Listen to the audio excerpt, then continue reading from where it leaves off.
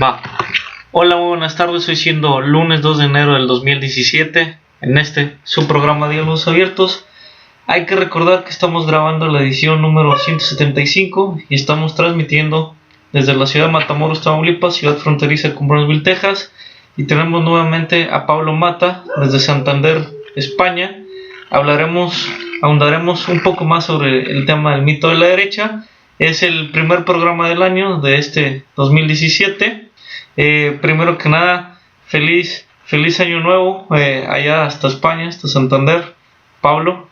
Feliz año nuevo. Tienes la fortuna y la dicha de estar en el primer programa del 2017. Es un honor.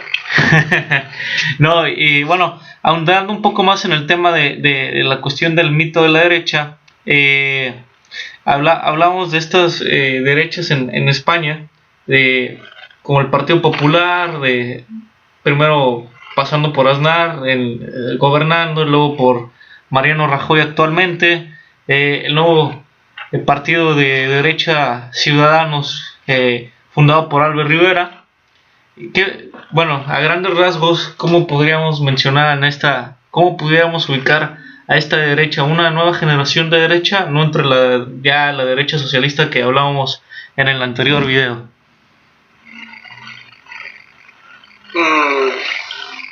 Yo creo que faltaba en el anterior vídeo en el anterior video voy a pronunciarlo como lo pronunciáis allí. Yo creo que faltaba de tratar la cuestión de las derechas no alineadas, ¿no?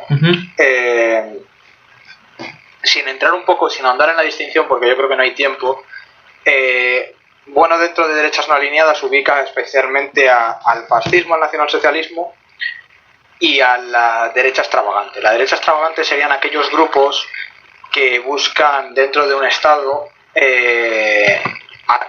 llevado al extremo hasta la secesión, etcétera, una serie de privilegios especiales por el hecho de la pertenencia a dicho grupo, etcétera, ¿no? Dentro de la derecha extravagante en España tendríamos especialmente, no ya a los partidos nacionalistas en general, sino especialmente al nacionalismo vasco o a ETA, aunque también obviamente el nacionalismo gallego, el nacionalismo catalán tienen mucho componente, o han tenido históricamente mucho componente de racial, etcétera. Y por ejemplo en Hispanoamérica el indigenismo tiene un gran componente de derecha, sin que eso implique que que el tratamiento de los problemas de las poblaciones indígenas sea de derechas. Eso no sería de derechas. Lo que sería de derechas es tratar a los indígenas, tratar a las comunidades indígenas o bien por ellos mismos, bien por otros grupos que quieran tratarlas así, como depositarios de unos conocimientos especiales que no son comunicables al resto de los ciudadanos de ese país, teniendo unos derechos sobre el territorio en el que viven que no tienen el resto de los ciudadanos de ese país, etcétera. Es decir, tratándolos como una población bien de primera clase o bien de segunda clase, pero digamos con unos derechos y unos deberes distintos del resto de, por ejemplo, los mexicanos o bolivianos o del país que fuere. Se menciona. Eso así, para empezar. Y luego, por otra parte, a lo largo del siglo XX, especialmente tras la Segunda Guerra Mundial, etcétera,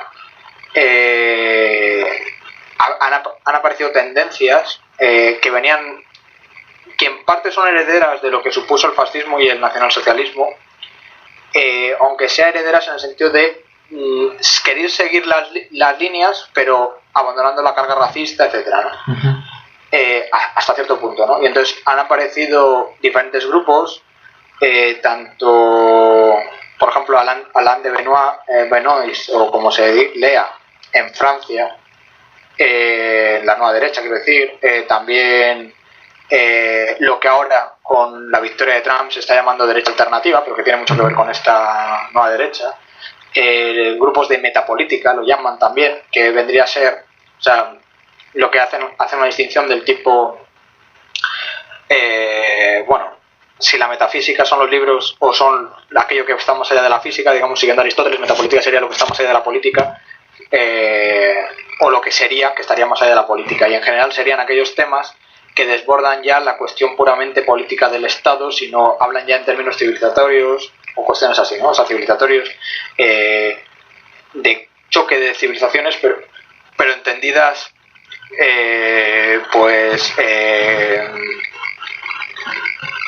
entendidas como cosmovisiones, ¿no? Y más allá del Estado. Eso sería un poco el componente metapolítico, es decir, abandonando la política o dejándola a un lado, o cuando la recuperan, pero solo a través de esos conflictos ideológicos, pero ya digo, ideológicos aquí entendido no en el sentido marxista de unos grupos frente a otros, sino en el sentido de cosmovisiones, o que efectivamente acaban chocando grupos, pero en tanto que se tienen esas cosmovisiones, ¿no? Eso en un sentido más idealista que materialista.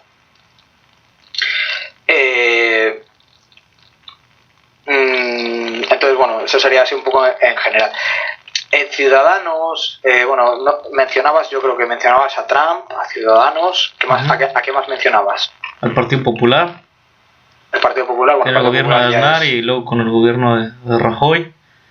El Partido Popular, bueno, vamos a empezar por el Partido Popular porque igual es el más fácil. El Partido Popular, más allá del vínculo que se haya podido querer hacer entre el Partido Popular y el franquismo, del franquismo salen realmente... El franquismo es un régimen político que bueno, hasta hace unos años diríamos que ha sido... que es más duradero que el régimen actual. Ahora ya no, ahora ya el régimen actual ha durado más que el franquismo, ¿no? O sea, el régimen llamado régimen del 78, la democracia coronada o la constitución del 78, como se la quiera llamar, ha durado ya más, pero el franquismo es en cierto modo, para bien y para mal, de hecho cuando se habla de transición, bueno, tienen en alguna entrevista a Bueno le preguntaban qué opinaba de la transición, etcétera, y lo que venía a decir era algo del tipo: transición es un seudónimo para evitar hablar de continuidad o de ruptura.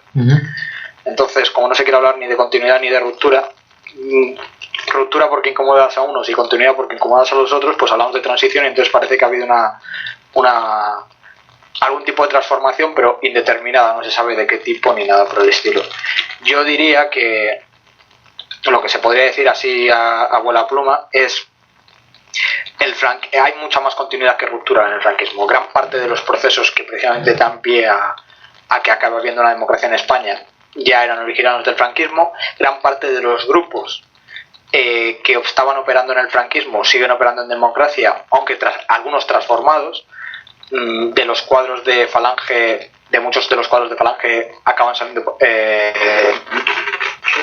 si no dirigentes, sí miembros del Partido Socialista, también algunos dirigentes.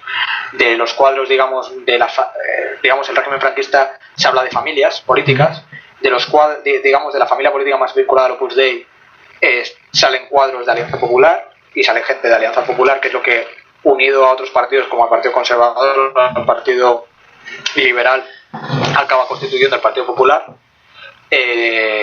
Bueno, el Partido Comunista en España era el partido por excelencia, o sea, por antonomasia durante el régimen franquista, porque era el único partido, digamos, era la única oposición al régimen. Entonces el Partido Comunista, pues, aunque luego se deshace por la caída de la Unión Soviética y realmente también por la transición democrática, porque frente al franquismo, pues el Partido Comunista tenía una posibilidad de actuación política que en democracia, precisamente legalizándolo, etcétera, pues ya pierde el sentido. O sea, es decir, la mayoría de gente en España no estaba por la revolución, por hacer la revolución, ni mucho menos. Por lo que estaba era pues por tener lo que tenía en el franquismo, que era un SEAT y un piso, pues un poco lo mismo. Bueno, ahora ya no sería un SEAT 600, sería otro tipo de coche, pero y ahora ya no solo es el piso, también es el piso en la playa o lo que sea, pero quiero decir, es el mismo modelo pequeño burgués, o como se quiera llamar.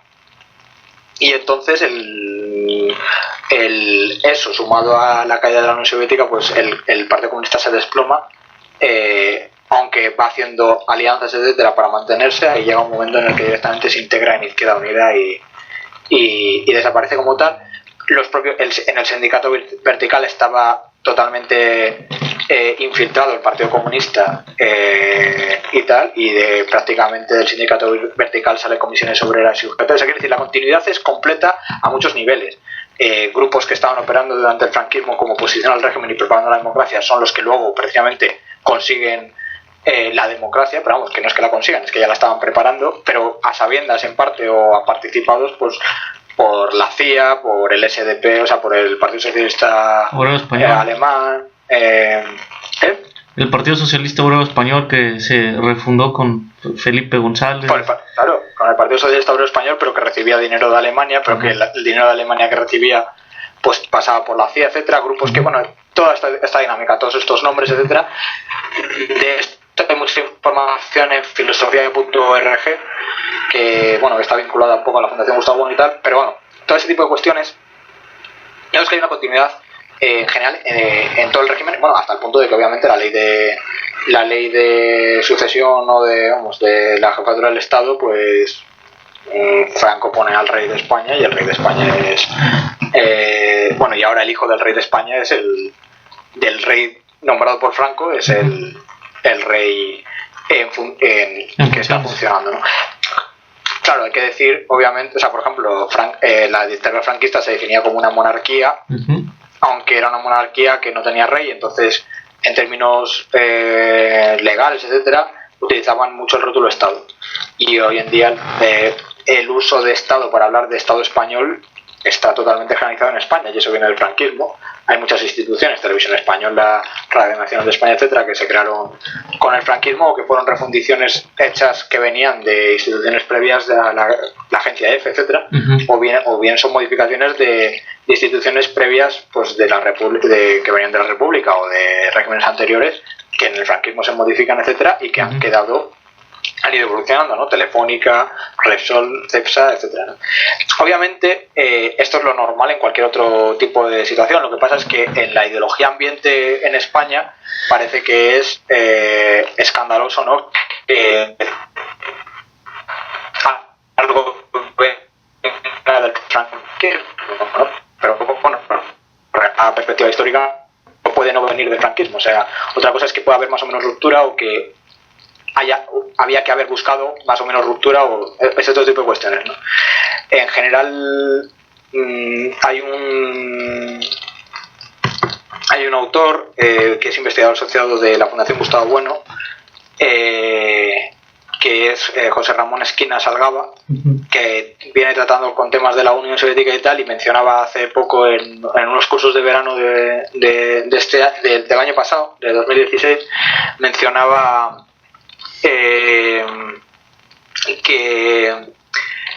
que en Rusia también hay ahora asociaciones que buscan, digamos, que se llaman memoria, etcétera, y que buscan, digamos, limpiar de símbolos de la Unión Soviética, etcétera, Rusia, que es un poco lo que viene pasando en España desde el gobierno de Zapatero, que busca, digamos, limpiar, pues eso, la existencia de esos símbolos, etcétera. Yo en general creo que, pero es una opinión personal, pero vamos, yo creo que en el caso de que alguien esté en contra del franquismo, etcétera, aunque bueno, Franco ya murió, etcétera, pero bueno, aún suponiendo que todavía hay que estar luchando contra el franquismo, como si el franquismo estuviera funcionando, yo creo que hay que luchar en términos ideológicos, propagandísticos, etcétera, pero no creo que modificar la historia sea la mejor forma de luchar y no conocerla, es decir, o no dar una interpretación de dicha historia. Sí, el discurso maniqueo de la historia. La buena es conocerla y dar una interpretación de la historia, pero no modificar los símbolos, es decir, ocultarla, etcétera. Eso yo creo que no. Pero bueno, sin irnos a esto, el Partido Popular realmente es un partido. Partidos populares hay en Europa, en aquellos países en los que hay cierto grado de catolicismo. Hay Partido Popular en Alemania, hay Partido Popular en Rumanía, hay Partido Popular en Italia, en Francia, en España, en Polonia. No hay Partido Popular, por ejemplo, en Reino Unido, aunque bueno, ahora parece que se va a salir de la Unión Europea y todo lo demás, pero aunque el Partido Conservador Británico esté asociado al Partido Popular Europeo, ¿no? Está asociado, es decir, pertenece a la internacional, bueno, no hay internacional popular, pero vamos, a la Asociación de Partidos Populares o lo que sea, o como se llame, a la Unión de Partidos Populares de Europa, pero no utiliza el rótulo popular. El rótulo popular es un rótulo que utilizan los democristianos. O sea, el Partido Popular es sobre todo un partido democristiano. Lo ha sido desde su origen. Lo que pasa es que la propia democracia cristiana tiene modulaciones. O sea, la propia, digamos, el componente de democracia burguesa más cristianismo tiene modulaciones, y el cristianismo tiene doctrinas más sociales, llegando al límite de la teología de la liberación o lo que sea, y tiene otro tipo de doctrinas, o hay ciertos movimientos que defienden otro tipo de doctrinas que son mucho más cercanas a un liberalismo económico,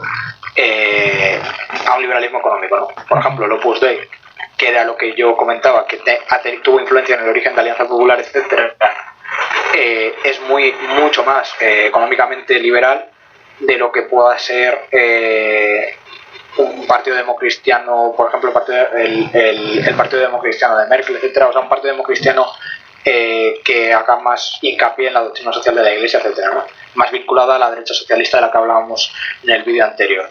Entonces, el Partido Popular, con Aznar, etcétera, tenía una tendencia liberal muy fuerte, muy fuerte o no tan fuerte. Para un liberal purista anarcocapitalista, pues diría que no era el verdadero liberalismo, pero es una tendencia que algunos dentro del Partido Popular mantuvieron después, etcétera. Por ejemplo,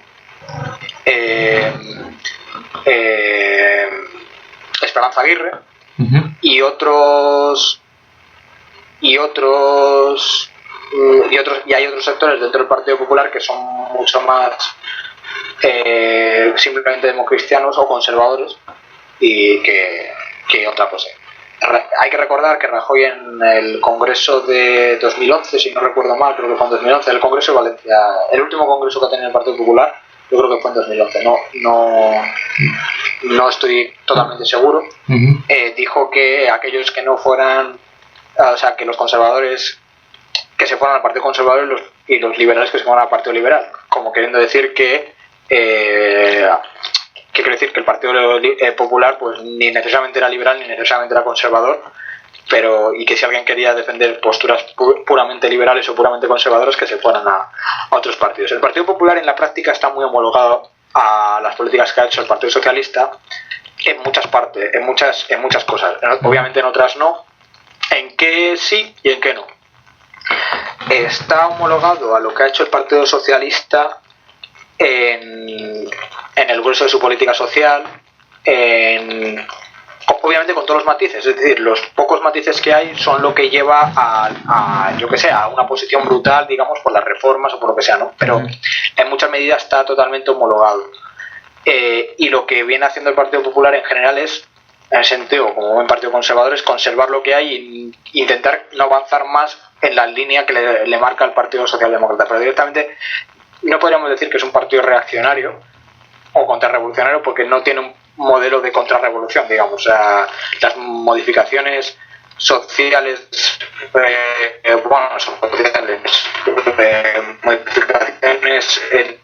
legislativas, políticas, las iniciativas que ha llevado a cabo, por ejemplo, el PSOE, mientras ha gobernado, en general asumido el PP, en todo caso lo que ha hecho es ponerle algún tipo de apéndice y tal para matizar un poco, pero vamos, ha acabado asumiendo. O sea, mientras realizaba, digamos, las iniciativas legislativas, el PSOE era una posición frontal, pero cuando ha llegado al poder no ha echado para atrás nada de lo que dijo que iba a echar para atrás, ni nada por el estilo.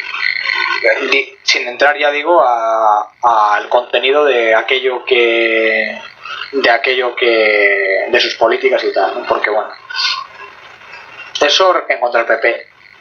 Ciudadanos es un partido que realmente no se ha querido definir políticamente, se define como social liberal socialista, o sea, quiero decir, hay ciertos partidos o sea, hay un partido en Alemania, si no recuerdo mal, que es precisamente que es liberal, pero es liberal, es socialdemócrata de mercado o algo así, o liberal socialdemócrata, y es un poco la ideología que vienen a tener, la ideología, digamos, al final es una mezcla entre socialdemocracia y liberalismo.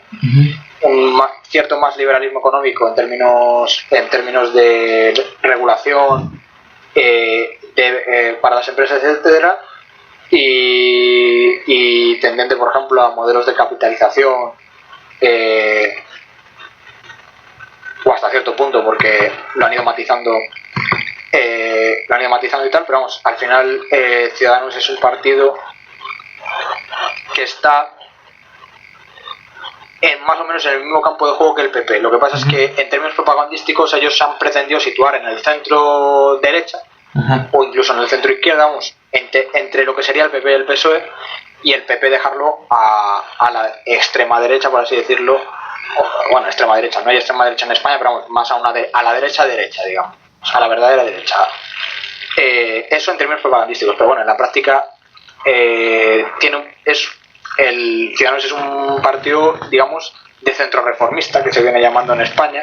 Un partido que quiere hacer reformas, que en principio quita carga ideológica a las reformas que pretende hacer, es decir, las vende como sentido común, lo cual yo no entro a si es un error o no en términos para Ciudadanos, porque igual es un acierto, pero en términos, digamos, electorales, pero en términos, para mí, políticos, es un error total, o sea, porque es un juego de trileros, o sea, obviamente tiene carga política lo que ellos defienden, y lo que tienen que defenderlo es políticamente, no defenderlo, o sea, defender a qué grupos beneficia y defender, pues, que es lo que tiene que hacerse, pero no defenderlo como si fuera neutro, como que si fuera lo que tiene que hacerse porque sí. Y eso es un poco Ciudadanos y el Partido Popular. PP.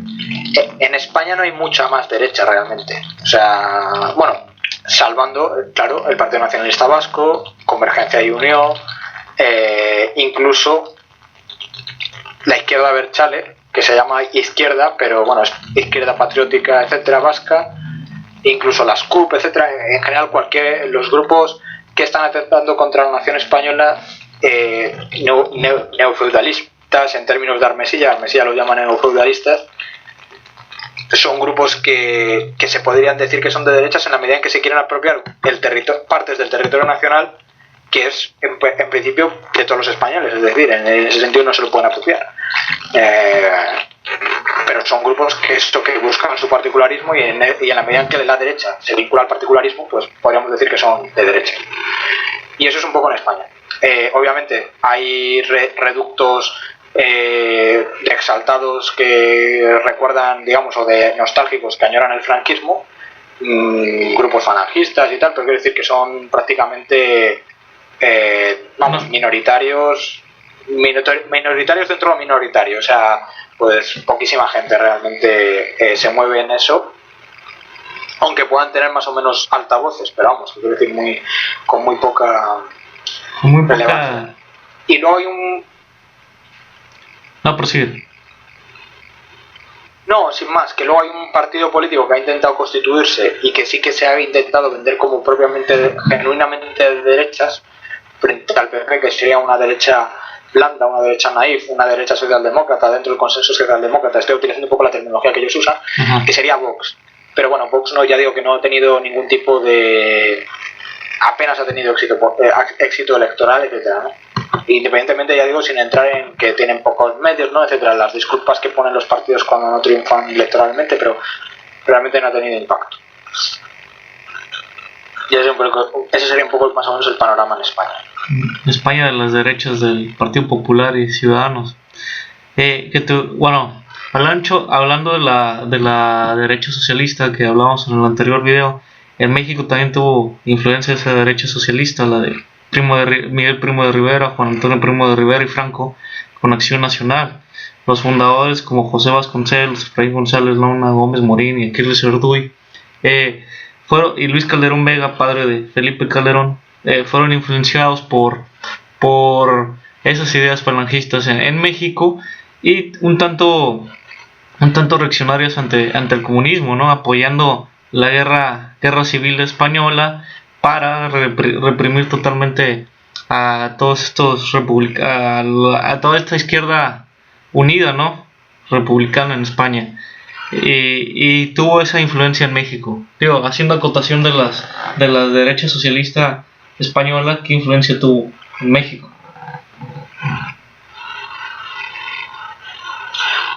que lo conoces tú mejor que yo. Ujú. Lo que pasa es que, bueno, también hay en México influyen más factores Ujú. que incluso se salen de esa derecha socialista porque México, digamos, en la revolución mexicana se separa. Ahí sí que es una revolución verdaderamente de izquierda, por decirlo así, contra el antiguo régimen. Ujú. Separa la iglesia y el altar, digamos. O sea, no, o sea, se separa de la iglesia del altar, vamos, república y fuera iglesia, etcétera, ¿no? Y en ese sentido lo que hay en México, yo creo que eso es lo que es verdaderamente derecha en México, o puede actuar como derecha, es todo lo que tenga que ver con la reivindicación del catolicismo. Del catolicismo, bien las cristiadas, o sea, bien el yunque, o sea, bien cualquier tipo, todos los grupos, etcétera, ¿no? Y en la medida en que obviamente esos grupos han tenido penetración en Acción Nacional, pues también. Obviamente las ideas falangistas pues tuvieron influencia en los dirigentes y tal, pero habría que ver cómo eso se materializó, ya digo, en políticas y cómo eso ha tenido continuidad, para ver un poco cómo es a día de hoy. Históricamente, por supuesto, ¿no? O sea, ya lo has mencionado tú.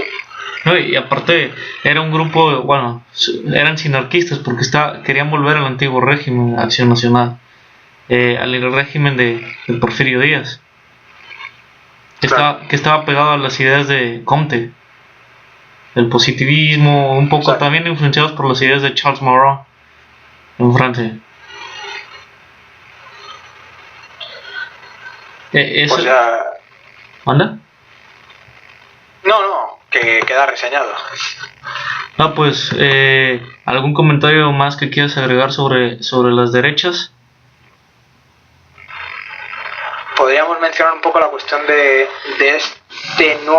este movimiento que llaman reaccionario y tal, vinculado a Trump y vinculado también a, por ejemplo, ahora al Frente Nacional en Francia, que bueno, veremos si este año, en las elecciones de este año de 2017, qué impacto va a tener, verdaderamente si van a hacerse con el poder en Francia o no. Y bueno, alternativa por Alemania,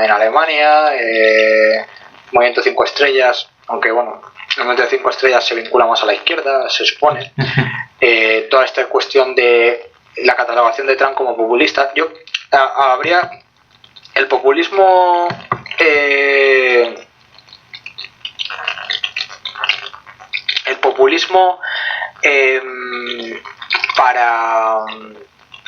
desde el modelo filosófico, el populismo no se ve como una corriente política, propiamente, o no se ve, obviamente se ve como un fenómeno político, pero no se ve como una corriente política ideológicamente hablando, se ve más bien como una estrategia, o como una estrategia que estaría en la misma línea que la demagogia,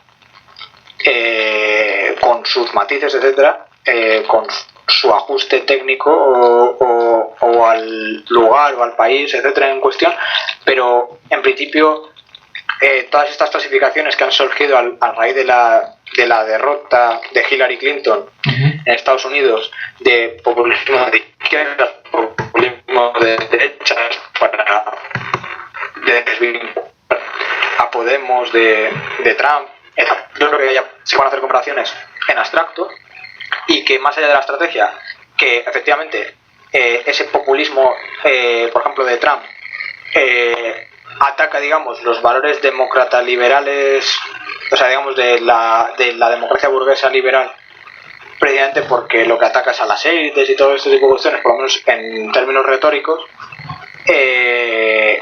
Obviamente ahí sí que hay un choque, pero esa divisoria no es la de la derecha a la izquierda, ni tampoco la de un populismo como un movimiento frente a tal, sino un movimiento, digamos, quiero decir que el populismo no es un movimiento político, o sea, no es una ideología política.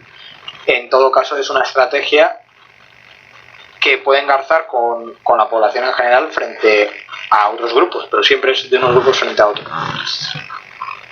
Y en la medida en que pretende engarzar con toda la sociedad como arrogándose el pueblo y tal, pues simplemente es pues eso, demagogia o una forma de falsear, también de acumular grupos, ¿no?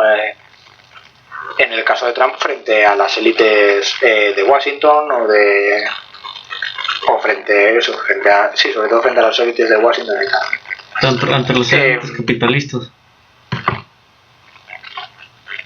Exactamente. Y en el caso y el movimiento, yo creo que en Europa, aunque se irá viendo, ¿no? Uh-huh. Todavía Trump no ha tomado posesión y tal. El movimiento en Europa, que es previo a Trump, no tiene mucho que ver con la cuestión de Trump. O sea, Trump tiene mucho más que ver con la idiosincrasia americana y con corrientes ya anteriores pero anteriores no ya de los últimos 10 años, sino anteriores de los últimos 100 o 150 años en Estados Unidos, corrientes que tienen que ver con el aislacionismo. O sea, y con otro tipo de tendencias políticas en Estados Unidos, y también obviamente con el Tea Party, etcétera, o con movimientos que buscan hacer más pequeño el gobierno federal, etcétera. Uh-huh.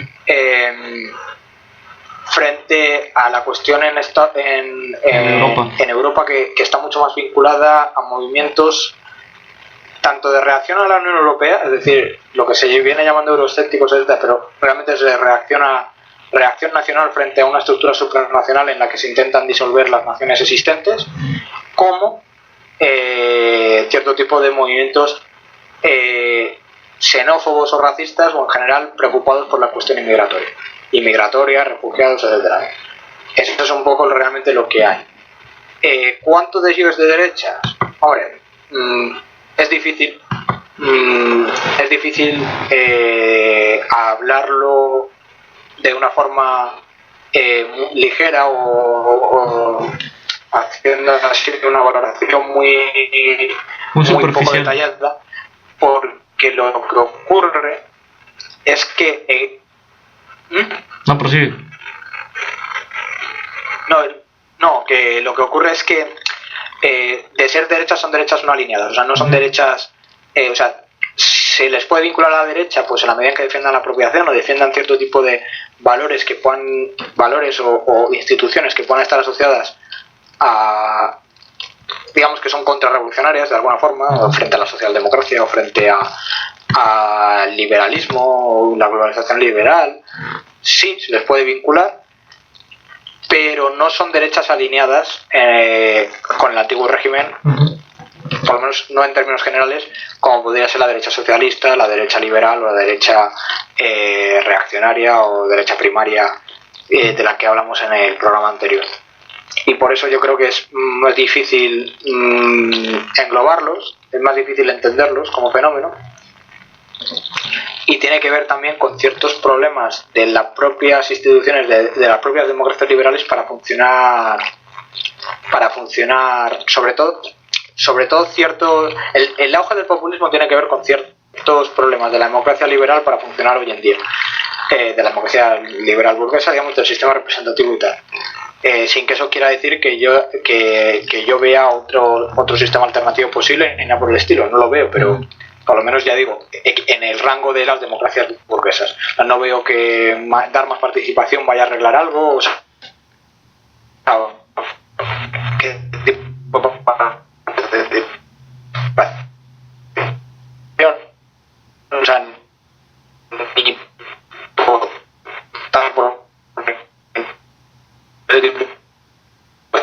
mucha gente que es parte de ellos, digamos, y que eso soltaría los problemas.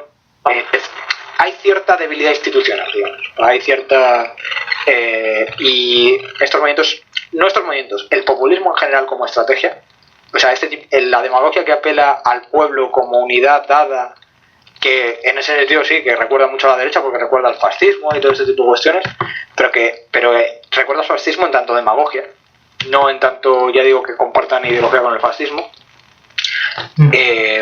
Al fascismo se ha atribuido también a Podemos, precisamente por lo populista, esa apelación al pueblo como una unidad dada y tal, y en la cual el gobernante, que es carismático, está involucrado con los problemas del pueblo, etcétera, y todo lo demás. Yo yo creo que tiene que ver eso con un problema de la representación en las democracias liberales, de involucración o de interés en los asuntos políticos, y bueno, no sé hasta qué punto eso va a cambiar, pero o cómo está cambiando, o cómo le afecta a Internet, o todo ese tipo de cuestiones, pero que eso es lo que yo creo que sobrevuela mucho en digamos, el auge de esta estrategia, el auge del populismo. Luego, en la cuestión concreta de Trump, o en la cuestión concreta de los movimientos en Europa, ya digo, con Trump tiene mucho más que ver. Bueno, con Trump sí que hay una cuestión inmigratoria, que es la cuestión pero yo creo que más utilizada como arma o como forma de no sé exactamente cómo, que con la cuestión inmigratoria en Europa, porque no tiene nada que ver. La problemática inmigratoria en Estados Unidos, sobre todo con México, no tiene nada que ver con la problemática inmigratoria que hay en Europa con los países, con los refugiados ahora, pero que ya venía antes de los refugiados. Uh-huh. Pero bueno, yo creo que se irá viendo digamos, a lo largo de este año, sobre todo en función de lo que pase con todas las elecciones que van a ir tocando a lo largo de este año y tal, se irán viendo las posiciones, y en general se irá viendo sobre todo cómo se va a intentar dar la batalla desde la socialdemocracia, digamos, o desde el liberalismo, digamos, desde las ideologías dominantes en los países de Europa y tal, cómo se va a intentar neutralizar este tipo de tendencias. Lo interesante es que, por ejemplo, en España no calan. O sea, quiero decir, en España no repercuten. No hay movimiento equivalente, digamos, a lo que puede ser el Frente Nacional en Francia. Y no tiene pinta de que lo vaya a haber, por lo menos, salvo una gran... salvo, por ejemplo, el auge de Vox, que comentaba antes, uh-huh. ¿no? Muy difícil ver. Y tampoco, digamos que en general la gente está en un consenso bastante más cercano a la socialdemocracia que otra cosa, y no va por esa línea. Tampoco por una línea de marxismo, o sea, de marxismo soviético, sino socialdemocracia, etcétera, incluso modelo nórdico y tal. Pero bueno. Muchísimas gracias por haber asistido nuevamente al programa. Si aceptas la invitación, estarás en próximos videos hablando de distintos temas o ahondando más dentro de el mito de la derecha o sobre la cuestión de derechos en otros países. Estás invitado, Pablo Mata. Muchísimas gracias por haber aceptado la invitación. Saludos hasta Santander, España, y a todos los camaradas españoles. Saludos a México, y nada, la próxima vez hablaremos de lo que surja, podemos ahondar o se buscará otro tema. Claro. Muchas gracias por la invitación y hasta la próxima. Espero que hayas estado muy a gusto platicando de esta pequeña charla sobre los mitos de la derecha, ¿no? Sobre las distintas derechas o generaciones de derecha.